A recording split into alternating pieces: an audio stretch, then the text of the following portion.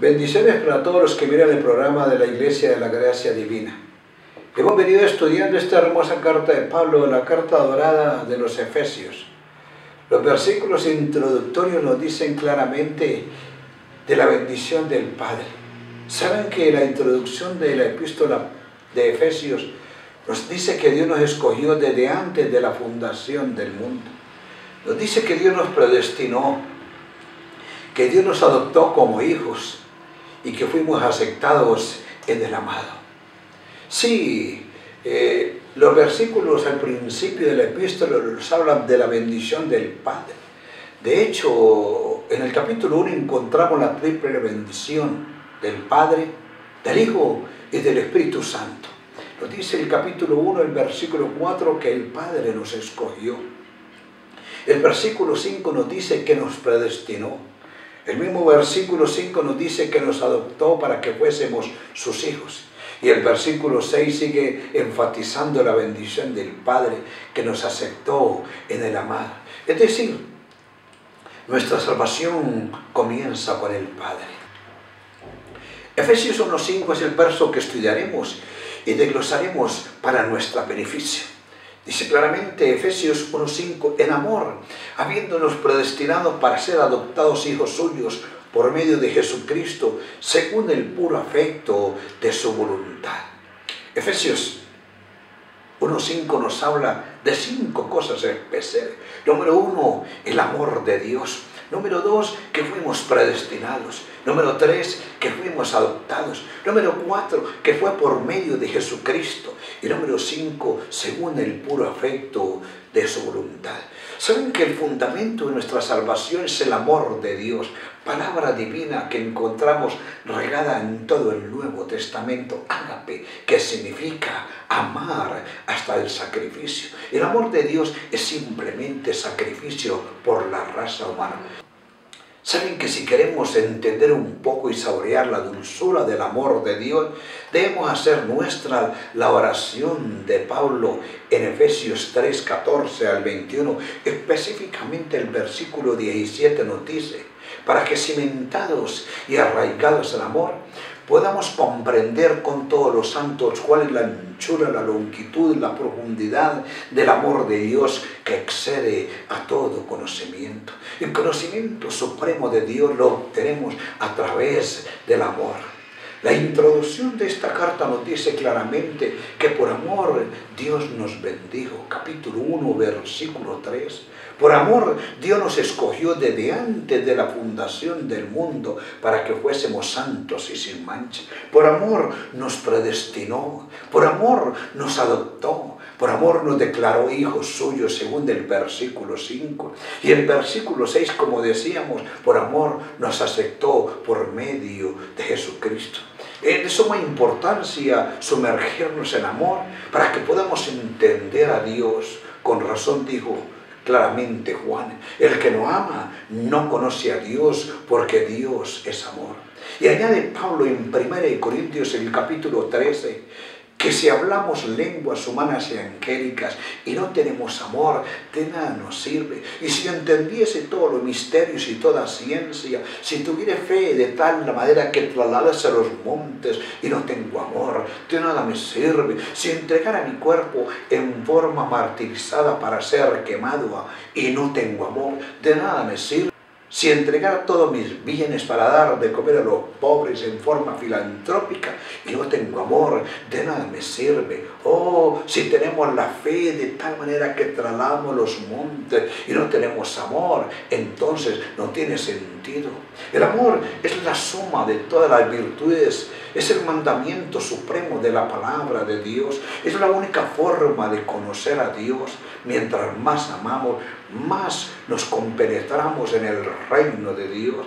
El amor es la misma esencia de Dios. Cuando no amamos, mis queridos amigos, somos fríos, somos como tumbas gélidas y frías. Cuando amamos, entonces somos invencibles. En 1 Corintios, el capítulo 13 encontramos 15 características del amor supremo, del amor de Dios. Y el versículo 13 nos habla de las tres potencias del alma. Y ahora permanecen la fe, la esperanza y el amor. Estos tres, pero el principal de ellos es el amor. El conocimiento entonces de Dios depende más del corazón que de la mente.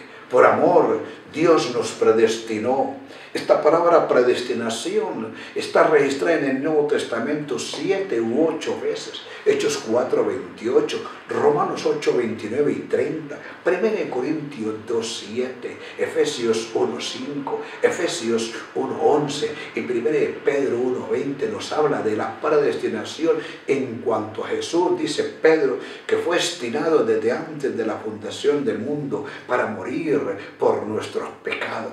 Esta palabra produce escalofrío en aquellos que no entienden la salvación, que no saben que la salvación nuestra desde el mismo comienzo hasta el final es por gracia y es por la bondad del Señor. Esta palabra, mis hermanos, en griego, predestinación, prorixo, viene de dos partes. Pro, que significa antes, y orizo, que significa planear. Podríamos ponerlo en forma sencilla, planear nuestro destino antes de que ocurriera. Esta palabra predestinación, mis amigos, solamente pertenece a Dios, porque Él conoce todas las cosas, vive en el pasado, vive en el presente y vive en el futuro. Por razón decía Pablo en Romanos 4, 17, porque Dios llama las cosas que no son como si fueses. Antes de ocurrir algo, ya está en la mente de Dios. Es decir, Dios es el supremo historiador porque escribe la historia antes de ocurrir. Dios conoce desde la eternidad el destino de todas las cosas, todos los eventos dirigidos por su soberanía, tocante al destino de todos los hombres. Tenemos que aceptar de acuerdo a la palabra del Señor que unos fueron predestinados para salvación y otros para condenación. Su omnisciencia le permite tener la capacidad de saberlo todo, el pasado, el presente y el futuro. Esta es la habilidad omnipotente de conocer cualquier cosa antes de ocurrir y solamente es un atributo incomunicable de Dios. Es la predestinación. Escuchen, en la predestinación Dios usa eventos buenos y malos para cumplir su voluntad que la mente humana infinita no puede comprender. Fácil de decirlo, pero difícil de entenderlo. Todas las cosas ocurren programadamente, mis queridos amigos y hermanos. Esto obviamente negaría la aparente libre voluntad del ser humano. Es decir, que no podemos cambiar lo que va a ocurrir, lo que es llamado comúnmente fatalismo, o sea, un destino inexorable. Pero debemos entender que todo lo que Dios hace concuerda con su naturaleza divina y perfecta, como dice claramente el último profeta del Antiguo Testamento en Malaquías 3:6, yo Jehová, no me mudo. Dios tiene absoluta soberanía sobre la creación. Pero surge la pregunta, si todo está predestinado, entonces ¿no podemos escoger? La voluntad humana no existe, no podemos escoger porque todo está programado. Esa es la conclusión en la que caen muchos teólogos que estudian profundamente la palabra de Dios. Saben que la voluntad de Dios es soberana. Dios escoge, no el hombre. Dios salva de antemano sin tener en cuenta lo que piense el hombre. Dios no está condicionado, mis queridos hermanos, por el hombre para elegirlo, salvarlo y predestinarlo, sino por el puro afecto de su voluntad. ¿Saben que en la salvación cuenta la voluntad de Dios? No cuenta la voluntad del hombre. Nuestra salvación no depende del libre albedrío, sino de la voluntad de Dios, como dice Pablo, por el puro afecto de su voluntad. Debemos entender que la predestinación y el libre albedrío, la libre voluntad, son opuestas.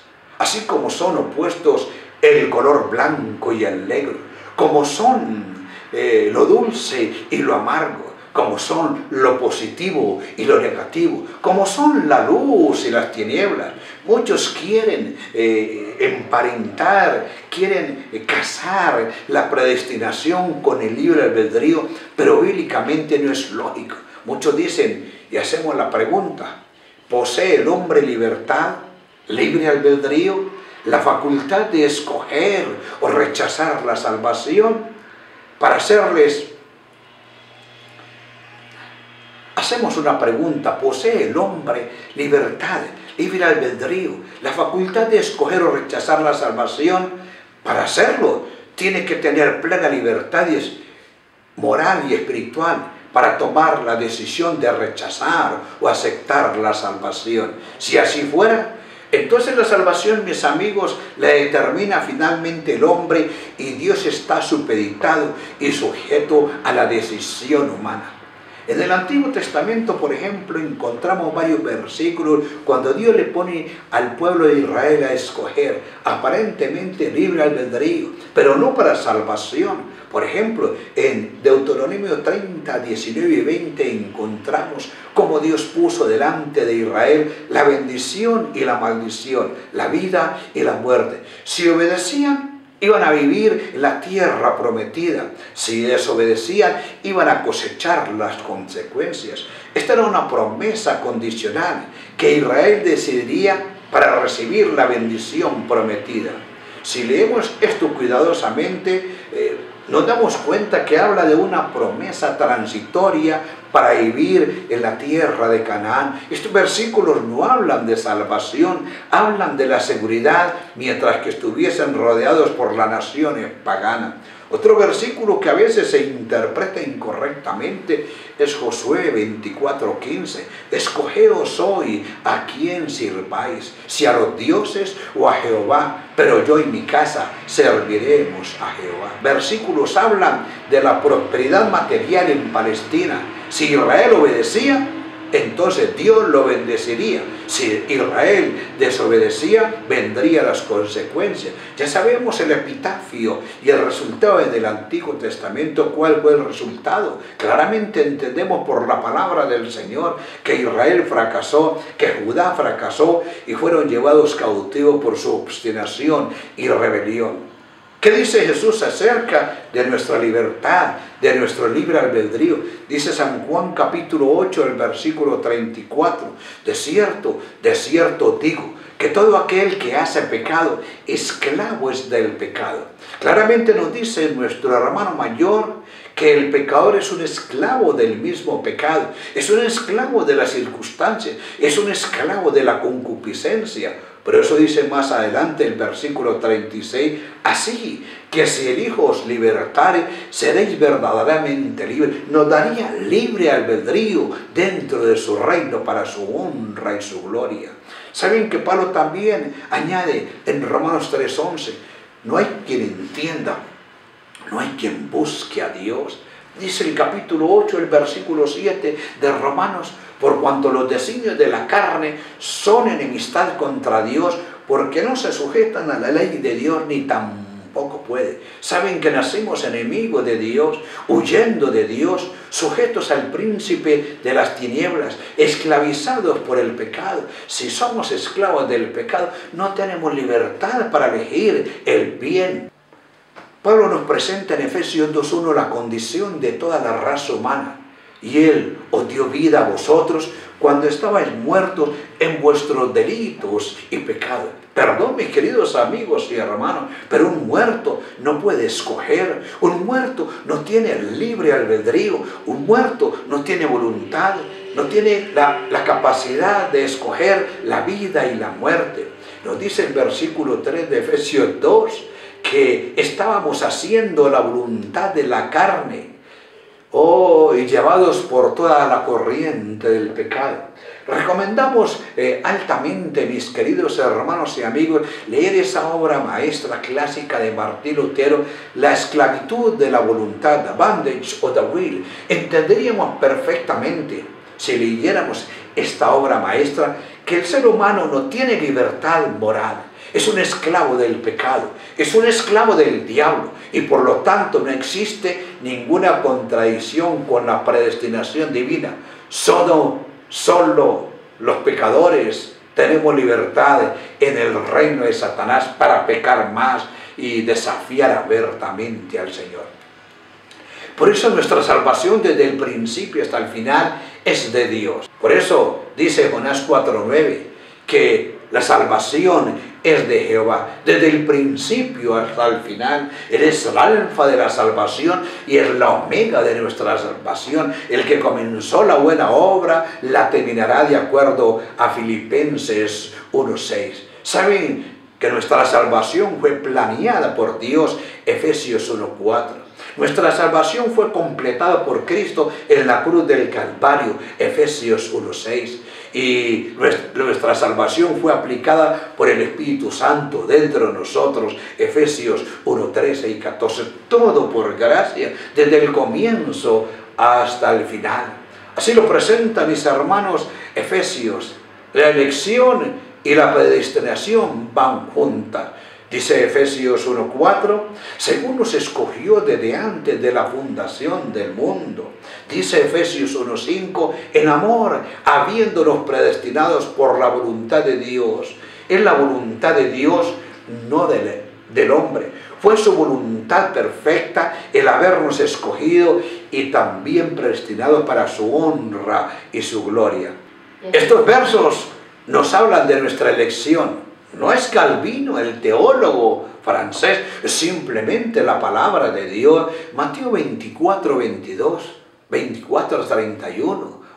Claramente encontramos en Marcos 13:20, 22 y 27. Lucas 18:7, San Juan 6:70, 15:16 dice claramente, yo los elegí a ustedes, no ustedes me eligieron a mí. Romanos 8:29 y 30 son versículos claves preciosos que hablan de nuestra elección antes de la fundación del mundo. Lea también el versículo 33, Romanos 9:17, Hechos 26:16, Santiago 2:5, Efesios 1:4, 5 y 2:10 y Apocalipsis 3:8, 17:8 hablan también de la elección.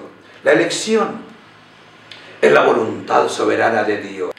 La elección es inmutable porque claramente dice Pablo en Romanos 11:29, porque irrevocables e inmutables son los dones y el llamamiento del Señor. Es eterna porque fue programada en la misma eternidad. Es incondicional el amor de Dios, su predestinación, su elección, todos los elementos de la salvación, mis amigos, son incondicionales. Y más que eso, la elección y predestinación es irresistible. ¿Sabe lo que dice Jeremías? Oh Jehová, me sedujiste y fui seducido. Más fuerte fuiste que yo y me venciste. Dios es soberano y Él puede hacer lo que quiera con las criaturas. Esa palabra predestinación, por eso significa predeterminar. Significa decidir de antemano. Significa decidir desde la eternidad. La predestinación es un acto soberano de Dios. Lo tenemos que decir con todo el respeto, que escoge a muchos para salvación y escoge a pocos para perdición. Eso lo estudiaremos profundamente en el futuro acerca de cuántos van a ser salvos. Hermano, en la predestinación hay elección para la honra y gloria de Dios, para vida eterna, pero también hay reprobación para condenación. Léalo claramente en Romanos el capítulo 9. Predestinados, dice claramente la palabra de Dios que Cristo fue predestinado desde antes de la fundación del mundo para morir en la cruz del Calvario. Los ángeles también fueron predestinados. Nos dice 1 Timoteo 5:21 que Dios, que los ángeles que no fueron predestinados, significa que la mayoría fueron predestinados. ¿Saben cuánto fueron predestinados? El 66%. El 33% nacimiento de los ángeles no fueron predestinados y por eso se perdieron. Y también nos dice la Biblia que los hombres, los hijos de Dios, fueron predestinados para recibir la salvación. ¿Cuántos? Unos cuantos, de acuerdo a Mateo 22:14, muchos son los llamados y pocos los escogidos. Perdón, pero el libro de Mateo es escrito para los judíos, dice claramente Marcos 10:45 para los gentiles, porque Jesús vino a dar su vida en rescate por muchos. Glorifique el nombre del Señor. Estos versículos en forma sucinta nos hablan del plan determinado del Señor. Orixo, Lucas 22:22, Hechos 2:23, Hechos 11:29, Dios determinó, Hechos 17:26, 27 y 31, Romanos 1:4 y Hebreos 4:5. Estos son palabras que hablan del plan determinado del Señor. Y estos versículos que están allí en la pantalla nos hablan de la predestinación prorixo. Hechos 4:27 y 28, Romanos 8:29 y 30. 1 Corintios 2:7, Efesios 1:5 y el versículo 11.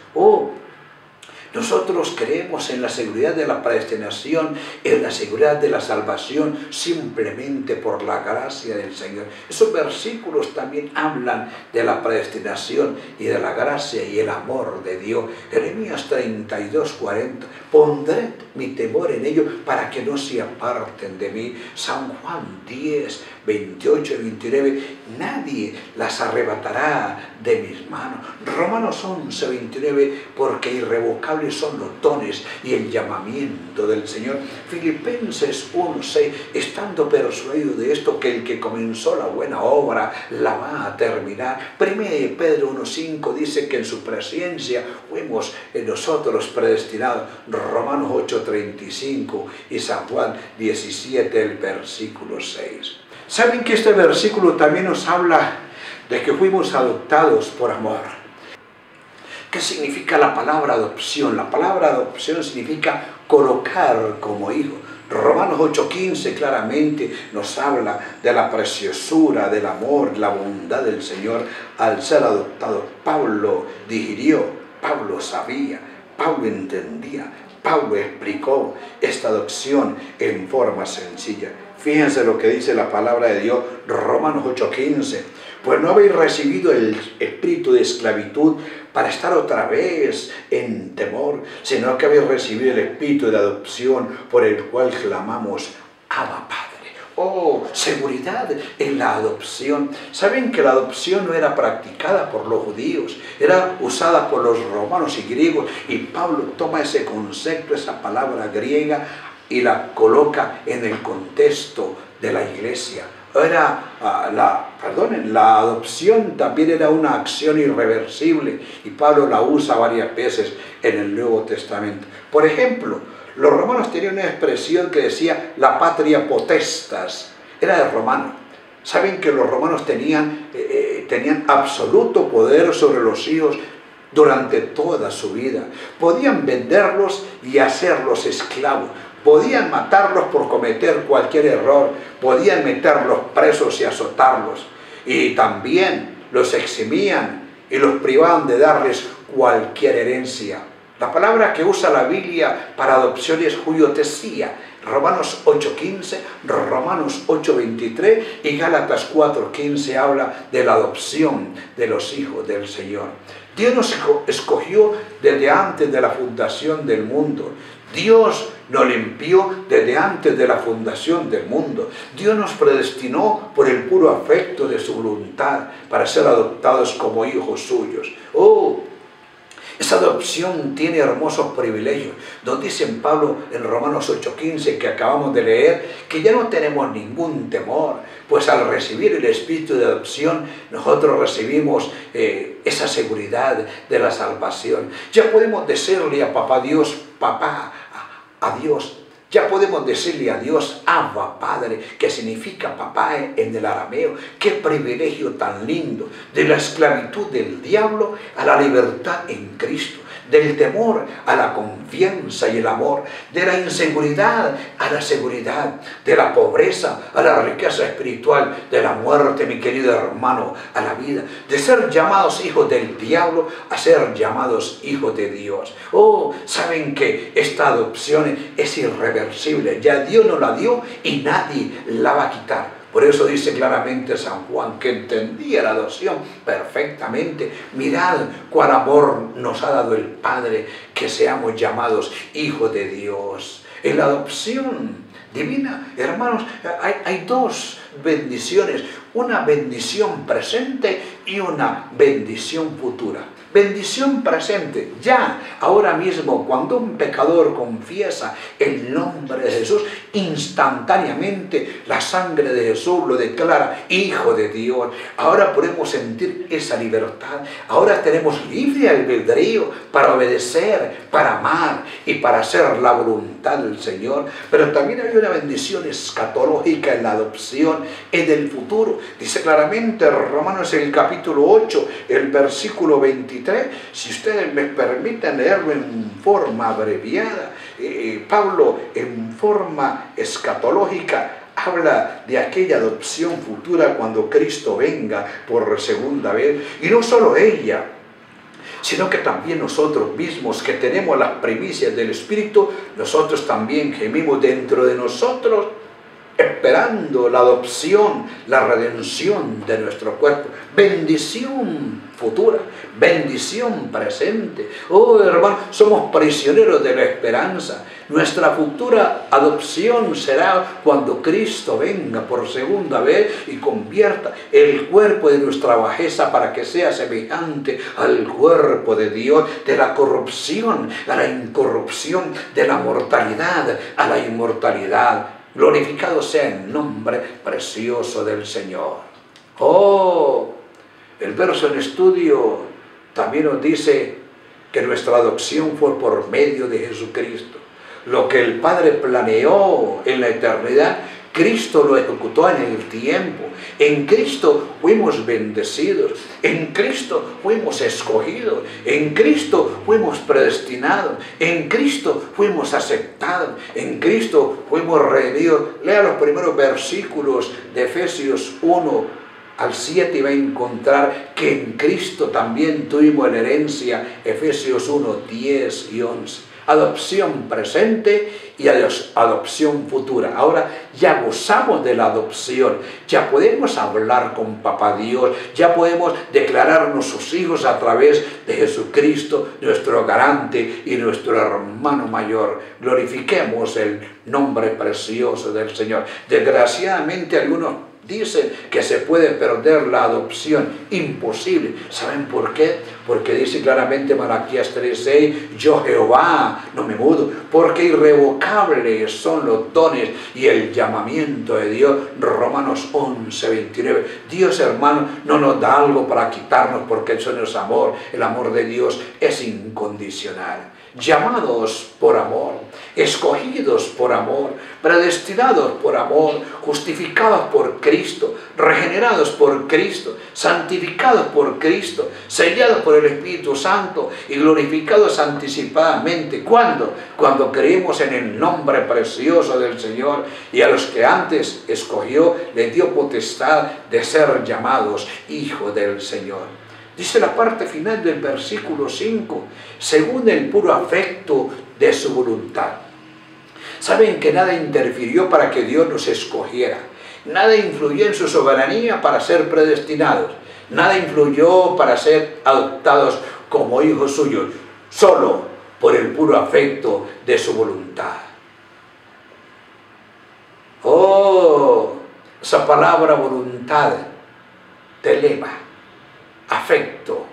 ¿Cuál es la voluntad de Dios para nosotros, mis hermanos y amigos? Pues dice San Juan 6:40, y esta es la voluntad del Padre, del que me envió, que todo aquel que ve al Hijo y cree en Él tenga vida eterna. ¿Saben que en este versículo la voluntad de Dios es creer en el nombre precioso de Jesús? Esta voluntad no tiene que ver con nuestra obediencia, resultado de la salvación. En Mateo 6:10, en la oración modelo de los apóstoles, Jesús dijo, sea hecha tu voluntad, así en el cielo como en la tierra. Esta es la oración de los hijos de Dios, de los que han sido salvos.